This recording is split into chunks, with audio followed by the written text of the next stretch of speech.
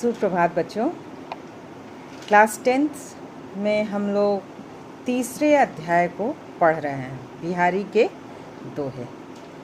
तो बिहारी के दोहे कुछ तो पढ़ लिए हैं, कुछ और बाकी है, और आपकी परीक्षा भी होने वाली है, टेस्ट भी होने वाला है। उस टेस्ट के लिए आप लोग तैयारी भी करेंगे। गद्य और पद्य से जो भी पाठ पढ़ाई हुई है उसको आप याद रखेंगे, तैयारी करेंगे उसके लिए। गद्य से बड़े भाई साहब पढ़ाई हुई है और पद्य से इधर मीरा, कबीर और बिहारी लाल चल रहा है। जितना हुआ है उसी में से आपसे पूछा जाएगा, ठीक है। सिर्फ प्रश्नोत्तर ही नहीं बल्कि अंदर से भी प्रश्न पूछे जाएंगे। तो आइए हम बिहारी लाल के बारे में एक बार फिर से उनको याद करते हैं कि बिहारी लाल रीतिकाल के कवि थे और कम शब्दों में ज़्यादा बात कहने वाले कवि बिहारी ने अपने दोहों में रस, अलंकार और छंद का प्रयोग किया है, जिससे एक नहीं कई अर्थ निकलते हैं, ठीक है। और बिहारी लाल ने हमेशा नए और सुंदर प्रसंगों का चित्रण किया है। श्रृंगार का भी चित्रण है, भक्ति का भी चित्रण है, आप देख ही रहे, नीति युक्त भी बातें हैं। तो उन्होंने बहुत सारे प्रसंगों का वर्णन किया है जो आज के समय में भी प्रासंगिक है। और दोहे जो आप पढ़ रहे हैं उन दोहों को याद भी कर लेना है, ताकि आपको कभी भी कहीं भी कुछ बोलना पड़े तो आप उन दोहों को बोल पाइएगा, ठीक है। पिछले क्लास में हम लोगों ने जो दोहा पढ़ा था, एक बार हम लोग सरसरी निगाह डालते हैं कि बतरस लालच लाल की मुरली धरी लगाए लुकाई, सौंह करे भौहन हंसे देन कहे नट जाए।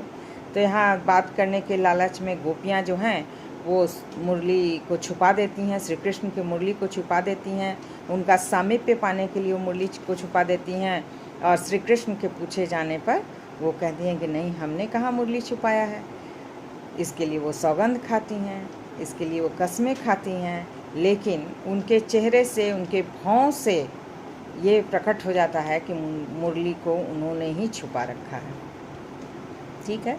दूसरा है बहुत ही सुंदर अनुप्रास अलंकार का बहुत सुंदर संयोग कि कहत नटत रीझत खीजत हिलत मिलत लजियात, भरे भवन में करत है नैनन ही सो बात। यहाँ देखिए कितना सुंदर है, कहत नटत रीझत, सब में त वर्णों की आवृत्ति हुई है। तो ये वर्णों की आवृत्ति होने से कौन सा अलंकार होता है? अनुप्रास। तो यहाँ अनुप्रास अलंकार का बहुत सुंदर उदाहरण ये है, ये दोहा, ठीक है, कि कैसे नायिका जो है वो नायक से बात करती है आँखों आँखों में ही, और नायक आके उसे इशारों इशारों में बुलाता है, कहता है, नटत ना कहती है, रीझत वो रीझता है, खीजत वो फिर खींचता है, नाराज होता है, हिलत मिलत लजियात, और जब दोनों की आंखें मिलती हैं तो वो शर्मा जाती हैं। तो दोनों ही इशारों इशारों में ही बात करते हैं। क्यों? क्योंकि भरे भवनों में, भवन मतलब भवन में जहाँ वो नायक गया है उस भवन में बहुत सारे लोग बैठे हैं, इसलिए वो बात नहीं कर पाती है और इशारों इशारों में ही इसको समझाना पड़ता है। तो भरे भवन में करत है नैनन ही सुतो, भरे भवन में उन नैनों से ही बातें हो जाती हैं उन दोनों की, और इन दोनों की आंखें मिलती हैं, ना कहते हैं फिर हाँ कहते हैं, फिर दोनों शर्मा जाते हैं। इस प्रकार इस दोहे में बहुत ही सुंदर वर्णन हुआ है, ठीक है। अब हम लोग जो पढ़ेंगे नए दोहा को, वो है पांचवा कि बैठी रही अति सघन बन, पैठी सदन तन माँ, देखी दोपहरी जेठ की, छाहों चाहती छान। अब क्या है कि इसमें जेठ का वर्णन, जेठ की गर्मी का वर्णन किया गया है। जेठ आप नहीं समझेंगे, जेठ हम लोग हिंदी में महीना जैसे जून, मई जून बोलते हैं, तो मई अंत और जून में जो गर्मी पड़ती है उसे हम लोग जेठ कहते हैं। जेठ, आषाढ़, सावन, भादो, कुआर, कार्तिक, ये जो आप सुनते होंगे घर में, तो वही यहाँ उसी जेठ की गर्मी का वर्णन है कि जेठ की जब गर्मी पड़ती है, तपती धूप होती है, तो उस तपती धूप में लोग तो बेहाल होते ही हैं, पशु पक्षी तो बेहाल होते ही हैं, और छाया भी कहीं जाके छुप जाती है।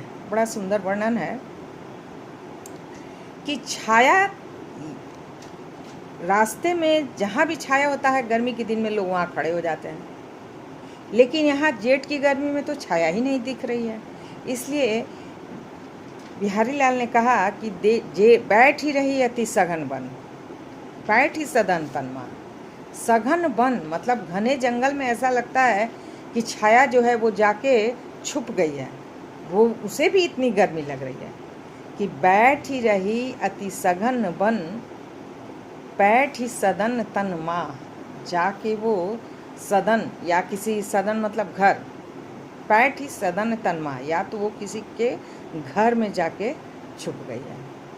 क्या कहते हैं बिहारी लाल कि बैठ ही रही अति सघन वन, बैठ ही सदन तन माँ, छाहों चाहती देखी दोपहरी धूप की, छाहों चाहती छाँ। तो जेठ की तपती गर्मी का आप जब भी लिखेंगे कि इस दोहे में जेठ की असह्य गर्मी का वर्णन किया गया है, इस जेठ की गर्मी की तपती धूप का वर्णन किया है, जिसमें मनुष्य पशु पक्षी भी छुपे रहते हैं, कहीं किसी का पता नहीं चलता है। लेकिन उस जानवर, पशु पक्षी या मनुष्य के अलावा छाया जो है, जिसकी छाया में बाकी जीव जंतु राहत पाते हैं, वो छाया भी कहीं जाके छुप गई है, या तो सघन वन में, किसी वन में जाके छुप गई है, या फिर वो किसी घर के अंदर जाके छुप गई है। बहुत सुंदर वर्णन है। एक बार और सुन लीजिए कि बैठ ही रही अति सघन वन, सघन वन में, सघन मतलब घने जंगल में जाके छुप गई है, बैठ ही सदन तन, बैठी मतलब बैठना, सदन मतलब घर, जाके तन मतलब शरीर, वो जाके कहीं अपने आप को छुपा ली है किसी के घर में जाके। कौन? तो छाया। देखी दोपहरी जेठ की, छाहों चाहती छाँ। और जेठ की दोपहरी को देख करके छाया जो है इस प्रकार अपने आप को छुपा लेती है, अपने आप को बचाए हुए है। क्यों? क्योंकि वो भी जेठ की तपती धूप को सह नहीं पाती है। बहुत ही सुंदर वर्णन है बिहारी लाल के दोहे में। जो वर्णन होता है बड़ा सुंदर और नया, और नए नए प्रसंगों का वो वर्णन करते हैं। कभी नायक नायिका के माध्यम से, कभी कृष्ण और राधा के माध्यम से। तो यहाँ जो है उन्होंने न नायक नायिका है, न कृष्ण राधा, बल्कि उन्होंने छाया का वर्णन किया है। ठीक है, ऐसा आप समझ गए होंगे कि इस दोहे में जेठ की तपती दोपहरी का वर्णन किया गया है। अब जो है दूसरा, एक नायिका जो है वो अपने प्रियतम को पत्र लिखना चाहती है, तो इस दोहे में नायिका के मन स्थिति का वर्णन किया गया है, नायिका के विरहावस्था का वर्णन किया गया है। और दोनों ही विरह की अवस्था में, नायक भी और नायिका भी। लेकिन नायिका जो है वो उसे नायक का इतना वियोग सता रहा है कि वो कुछ लिख के भेजना चाह रही है अपने प्रियतम को, लेकिन लिख नहीं पा रही है। तो इसी का बड़ा सुंदर वर्णन है कि कागद पर लिखत न बनत, कागद पर लिखत न बनत, कहत संदेश लजात। बिहारी लाल ने क्या कहा है कि कागज मतलब यहाँ कागज, कागज पर लिखते नहीं बन रहा है, कागज पर लिखत न बनत, कहत संदेश लजात। और जो लिखना चाह रही हैं वो लिख नहीं पा रही हैं, क्योंकि संदेश को लिखने में उन्हें शर्म आ रही है। जो उनके अंदर जो भावनाएं उठ रही हैं, जो वियोग, जो जिस विरहावस्था का वर्णन करना चाह रही हैं, उस विरहावस्था का वर्णन कागज पर वो कर नहीं पा रही हैं, लिख नहीं पा रही हैं। तो कागद पर लिखत न बनत, कहत संदेश लजात। वो संदेश जो है वो कहने में शर्मा रहा है, संदेश वो लिख नहीं पा रही हैं, अपने संदेश को अपने प्रियतम तक पहुंचा नहीं पा रही हैं। इसलिए उन्होंने क्या कहा है, कहीं हैं सब तेरो हियो, मेरे हियो की बात। अब कहती हैं कि देखो भाई, मेरा मन जो लिखना चाह रहा है वो लिख नहीं पा रहा है, संदेश कहने में शर्मा रही हैं, लिख नहीं पा रही हैं। इसलिए वो अपने मन को समझाते हुए कहती हैं कि अब आप अपने मन से मेरे मन की अवस्था को भी आप समझ लें। कहीं है सब तेरो हियो, यो मतलब हृदय, तुम्हारा हृदय जो है वही बात कहेगा जो अभी मेरे हृदय में उठ रहा है, क्योंकि दोनों विरहावस्था में हैं। इसलिए नायिका का ये कहना है कि मेरे हृदय में जो बातें उठ रही हैं वही बातें तुम भी अपने हृदय से समझ लेना, क्योंकि दोनों की स्थिति एक समान है। ठीक है। कागद पर लिखत न बनत, कहत संदेश उलझात। कहीं है सब तेरो हियो, मेरे हियो की बात। कागज पर क्या आप लिखेंगे, कैसे लिखेंगे कि इस दोहे में बिहारी लाल ने नायिका के मना स्थिति का बहुत सुंदर वर्णन किया है।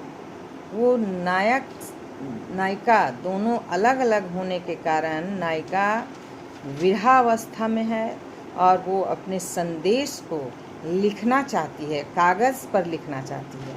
कागज पर लिखत न बनत, कहत संदेश लजात। और उस संदेश को लिखने में भी उन्हें शर्मा रही है। इसलिए उन्होंने अपने मन को समझाया कि भाई कहिए सब तेरो हियो, मेरे हियो की बात। हियो मतलब हृदय, तुम्हारा हृदय जो है वो मेरे हृदय की बात को अपने आप समझ जाएगा। क्यों? क्योंकि दोनों के अंदर दोनों ही विरहावस्था में हैं, दोनों ही वियोग की अग्नि में जल रहे हैं। इसलिए वो ऐसा कह के अपने मन को समझाती हैं कि कहिए सब तेरो हियो, मेरे हियो की बात। तुम्हारा हृदय मेरे हृदय की बात को बहुत अच्छी तरह समझ जाएगा। बहुत सुंदर वर्णन है।